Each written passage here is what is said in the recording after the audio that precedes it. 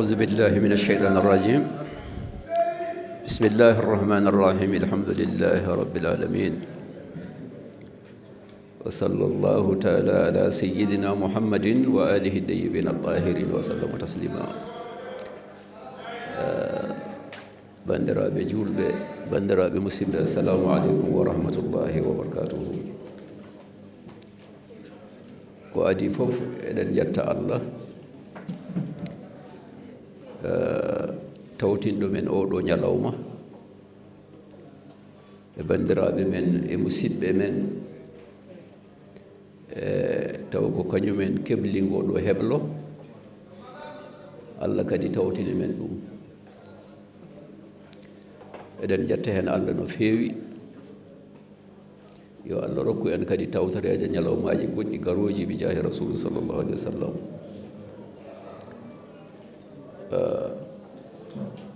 ko adi fof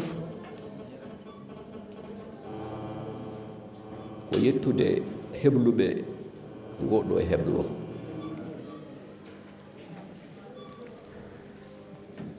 rasulu men sallllahu alayhi wa sallam wonko addani ɓinguel adama, woni wonko addani neɗɗo. ko adi fof sen ƴeewi kaamilu biyeteɗo alqur'ana, kaamil ene waɗi dossier ji tati. dossier ji tati goni e kaamil alqur'ana o. hen dossier goto wiyete ko alqur'ana, o haali e simore baqara aya 175. o wi en bada auzu billahi min alcheitan irrajim. o wi ko chahru ramadan allazi unzila fihi alqur'ana hidan linnasi wa bayinatin min alhuda walfurqan. qur'ana ko hudan linnasi, ko wiyete ko qur'ana, dossier alqur'ana ko yimɓe fof ndendi ɗum, juulɗo hen e kefero hen, woni jaɓɗo Allah mo jaɓani o Allah. qur'ana sa yeehi toon ma yi toon nafooje ɗe ɓinguel adama naftorto, ɗum wiyete qur'ana. on dossier ne toon. en waɗi dossier goɗɗo biyeteɗo kitab. sen janoto suratu baqara aya ɗiɗaɓo,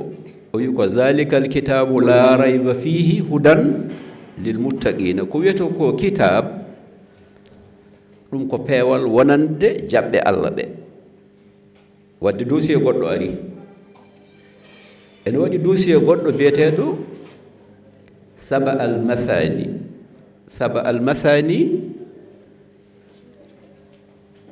ko alphabet mo ɗemɗe fof ndendi nene kamil o. ɗemɗe ɗe fof sa yeehi toon ma taw toon yummum ɗemɗe. joni noon ɗum ɗon neɗɗo wawa ɗum famde taw o ñamani e lehe tati gandal. lehe tati gandal seɗen teski jomiraɗo wiye alqur'ana woni simore baqara aya 257. ɗo wiyata allahu waliyu llazina amanu yukhrijuhum min azulumati ila nuuri. allah woni keeɗo jaɓɓe mbo ɓe koolimbo, omo yaltina ɓe e niɓɓe woni majjere, o adda ɓe leer gandal. ko wiyete ko gandal, ko wi ko nuur, woni annore, waɗi ko karfeje tati: nun e waaw e raa. ɗum wiyete nuur. lehe tati gandal ɗe fof ko ɗon goni. nun o woni lahal nubuwa, annabagal.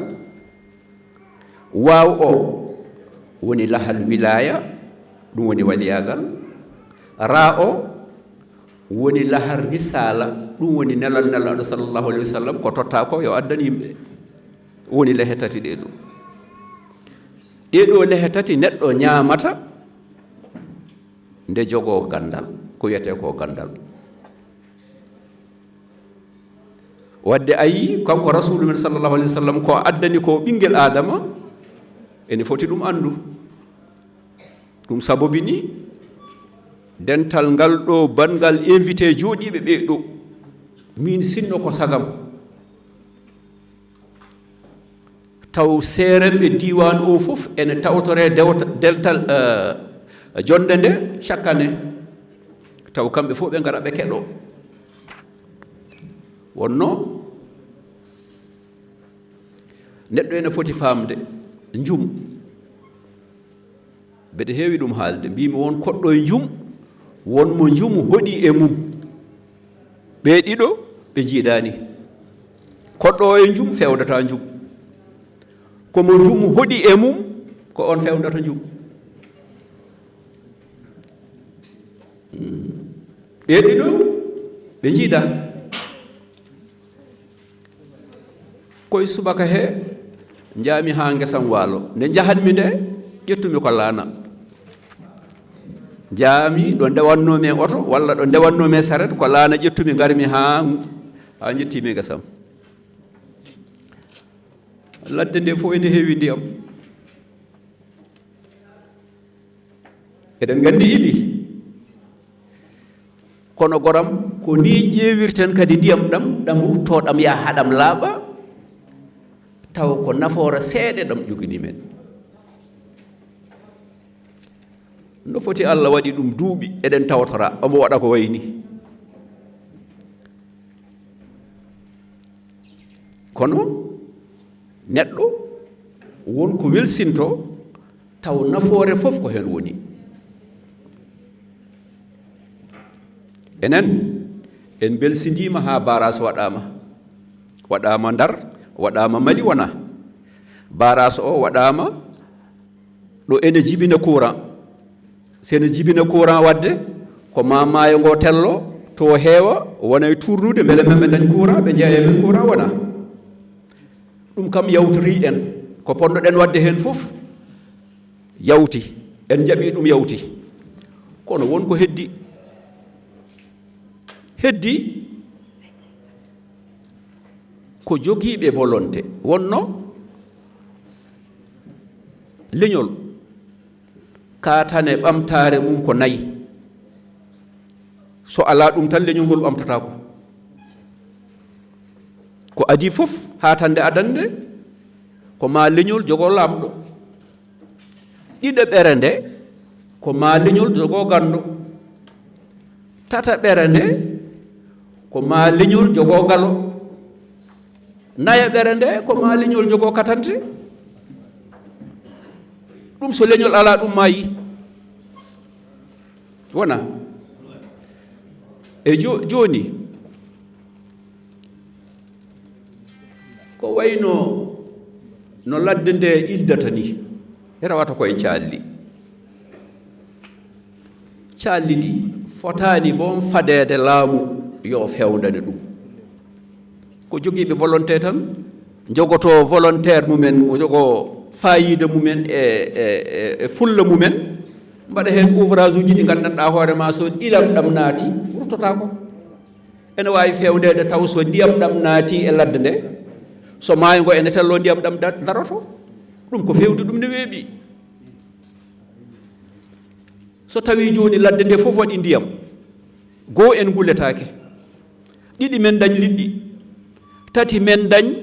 maayo ngo liɗ mi annda ko ndiyam ɗam woni ɗo haa ndungu arta taw kala ko cohluɗen e huɗo kala ko jawdi men sohli taw kala ko sohlaa ene heɓe ɗum sinno ko sagam sukaaɓe nini ko janngooɓe mbattay ɗum ɗon haqqille ay joomiraaɗo ombo haawni min wiyata jaakni Allah tan ko gooto kono ɗiɗo heddiɓe ɓe jaaknaanimo moƴƴo o ɗo ko moƴƴo on jaaknaani Allah o ko bonɗo on jaaknaani Allah jagni Allah tan ko gonɗo e hakkude o moƴƴata o bonata ko on jagni alay sago woda hen ɗo keɗɗa e ma a woni moƴƴo walla a woni bonɗo wonno kamɓe fof koɓe jeyaɓe Allah kono Allah kam ene yiɗa yo neɗɗo moƴƴu wona o yiɗa neɗɗo bona kono noon hay bonɗo o de mo wiyata o ko bonɗo a wiya ka ya ñawmo ko kanko wi ko kanko ñawata wona aha ɗum sabubini moƴƴude saɗani saɗi ko moƴƴinde moƴƴude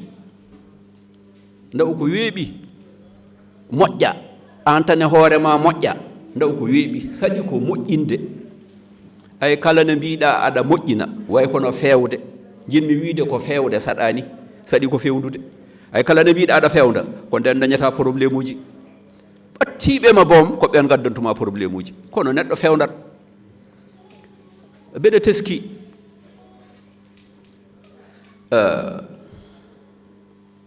fewde projet am ɗo e caangol ngol caangol haygol mi waɗ ɗon ouvrage goto taw neɗɗo ne wawi ɗon rewde ko pont mbanmi ɗon mbanmi uddirɗe taw so ndiyam ɗam naati mi uddat so naate forêt classé o mi uddat mbanmi pista ha guesam mi waɗi hen haalis kewɗo pour yo ndiyam ɗam heddo e ladde nde wonno mi suusano ubbude caangol ngol ɗo mi suusano ɗum fewnude ɗo e honne nde woni ɗugol hawri ɗo e maayo ngo par ce que toon mi jeeya toon kono to kam ko laawol pewndumi ɗum ha feewi kono aynde pewndumi ɗum ko won yahooɓe toon jamma ƴetta pikkuji mumen e peyluji mumen pour bonnude te kadi ko jumanaɓe mbeɗa andi ɓe ko bandiraɓam wona ɗum waɗi e yesam kadi eyyi ɗum bonna ha boni jiɗi wiide tan ko bonna kono ɗum ɗon oto wat découragé neɗɗo fewnude yo neɗɗo fewndat tan yo neɗɗo won pewnowo oto won bonnowo jinmi wiide ko jangate ko ɗo jangde gasata rasulu men sallallahu alaihi wasallam o wi neɗɗo jangata tan ko ne jibina ha maaya wadde jangde yawtata joni noon min baggintumi ɓiɓɓe e baaɗiraɓe ko kala janguɗo par ce que min toujours mbiyanmi jangde neɗɗo jangirta yo heeb place ala jangirta ko andude sa andi ko ganduɗa ko ɗum poɗɗa yaade kutoroyɗa kono oto wi tan somi jangi hami pari ko yomi darane place mi jooɗo kadi e bureau ala ko janguɗa ko ɗum wawi wonde fof ko ɗum jencinta ha wawa naftudema min mbiyannomi ko somi min kam mbiyannomi ko somi feerno jooɗade e bang école ɓe janggumi école ni mi sohlani dañde ko wayno bac en ala ɗum fof woɗɗi yomi dañ tan BFM ko heddi ko hante mbeɗa wawi yahande hooram mbeɗa wawi tongude ko jinmi taw koye ɗemgal français mbeɗa wawi wadde ɗum mi waɗa ɗum fof ɗum tan yoni kam min jangde yawtata neɗɗo ene wawi toujours continde jangde mum taw ene liggo kono jinmi wiide ko ɗum ɗo sen ƴeewi hande maayo ngo misal tan par ce que hunde fof ene jogui gurdam ene jogui base par ce que neɗɗo alay sago mbeɗa heewi wiide neɗɗo o remat o fotani remde pour commerce ala o foti ko remde pour wadde assuré nguura makko so ɓurti o yeeya normalement oto neɗɗo wiyat mbeɗa rema pour so gasi mi yeeya sa yeeyi ɗum kadi ma soodoy ko ñamɗa wona mais wat assuré gurdam exemple ko guurata ko fodde 6 mois walla 1 an kam tawa sodata normalement so ɓurti noon jeeya kono so tawi en ƴeewi joni enen min sinno ko sagam oto haat tan e men maayo ngo ɗo eɗen gandi to ngo ummoto eɗen gandi calli ɗi fof yo mbaɗe uddirɗe uddirɗe woni a yahata toon aɗa sokta ndiyam naata so gasi o coka ala ko kañum udditta hoore mum sokata hoore mum taw so ndiyam naati e ladde nde so yiɗi ruttade tan ndiyam ɗam daroto wodat ko uddi ɗum ndiyam ɗam daro heddo e ladde nde en gonta wule en gonta dañde pusaraji en manquetake liɗɗi en manquetake ko jawdi men ñaami ha arta ka ha ndungu kadi artoye mo wuuri taw eɗen gone kisal ko ɗum tawa woni fondement ko heddi fof noon fuɗɗa arde e yiyandam jaafoɗon koy mi juutnima e ɗum ɗo ɗum kono min sinno ko sagam onon janngoɓe ɓe kala ko gooto e mon janngini par ce que min wiyata neɗɗo o fotani woppude gueɗe ɗiɗe ko jogii ko jawdi fof o fotani woppude ndema o fotani woppude gaynaka par ce que ɗum woni base neɗɗo so woppi ɗum tan o naata e laawol